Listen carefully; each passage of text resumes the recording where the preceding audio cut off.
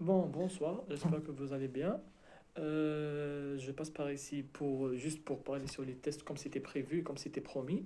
Pour les tests concernant les tests Covid, concernant les différentes méthodes de ces tests, leurs principes et quand il faudrait faire tel test, tel test. Encore, je vais commencer par citer les tests et définir leurs principes et la différence entre les trois tests. Bon, on a le test PCR, qui est un test qui étudie l'ARNM du virus. Donc, son principe, c'est d'étudier l'ARNM du virus. Le prélèvement, il se fait dans la partie nasale. Et le deuxième test, c'est le test antigénique qu'on appelle le test rapide. Bon, ce test est toujours, le prélèvement il s'effectue dans la partie nasale, mais il étudie le complexe antigène-anticorps. Voilà, donc dans le test antigénique, on va étudier les complexes anticorps-antigènes. Le troisième test et le dernier test, c'est la sérologie qui s'effectue à partir d'un prélèvement sanguin.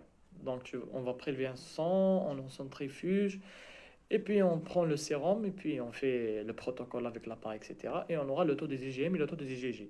Et la dernière partie de la vidéo, où on va parler la durée ou bien quand il faudrait faire ces tests. Ou bien on doit faire tel test, tel test, tel test. Bon, on commencera par le test rapide qui est le test antigénique.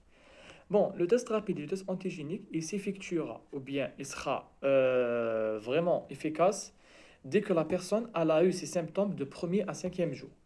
Au-delà de cinquième jour, le test il sera négatif. Donc, parce que le virus, il va se diffuser par la partie nasale vers le sang, donc il ne sera pas détectable dans la partie nasale.